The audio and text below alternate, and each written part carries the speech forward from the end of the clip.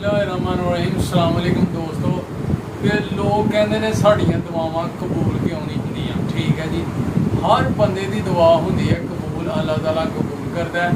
किसी की दुआ जिहड़ी है ना उस टाइम कबूल हो जाती है, जो मंगदा अल्लाह ताला अदा कर दिंदा। ते कई बंदियां दियां जिन्हां दियां दुआवां उस टाइम जो मंगते ने वो क्यों नहीं मिलता।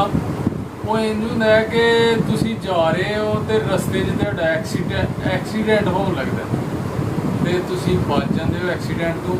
वो जिहड़ी दुआ तुसीं कीती हुंदी है ना ਉਹਦੀ इवज वो अल्लाह ताला तुहाडी जान बचा दिंदा, एक्सीडेंट नहीं हुंदा।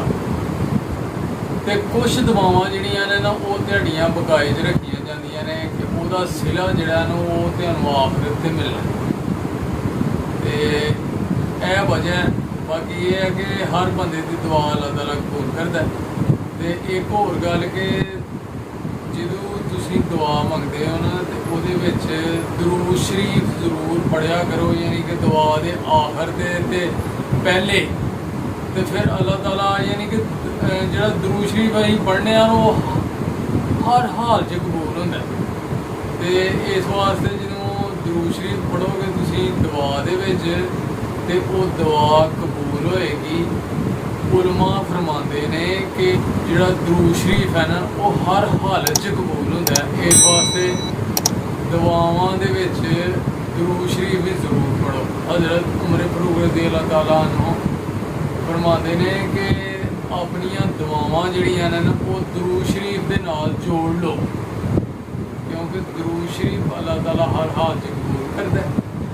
तो जो तुसीं दुआवां अपनियां दे नाल दरूद शरीफ जोड़ लोगे ना अल्लाह ताला कबूल करेगा। ठीक है, तो इस वास्ते दोस्तों दरूद शरीफ ज़्यादा तो ज़्यादा पढ़ो।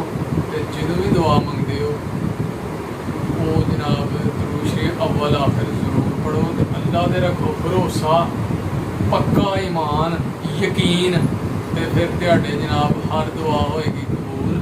जिस तरह के परिंदे अल्लाह ताला दे यकीन रखते हैं ना कि जिस तरह परिंदे जनाब सुबह निकलते हैं खाली पेट बाहर रिजक की तलाश से, शाम में जो वापस अपने घोंसलियां जाते हैं तो जनाब उन्होंने पेट भरे होंगे ने तो अल्लाह ताला उन्होंने रिजक दिंदा है। जिस तरह उस तरह जनाब जो तुहाडा यकीन अल्लाह ताला ते होएगा पूरा पुख्ता यकीन भरोसा, तो अल्लाह ताला तुहानूं भी जनाब उस तरह ही रिजक देगा।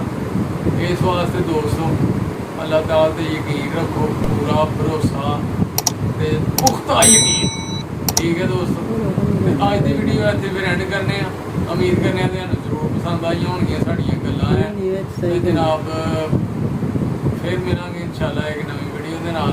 उदों तक सानूं दिओ इजाजत। ओके फिर अल्लाह हाफिज़।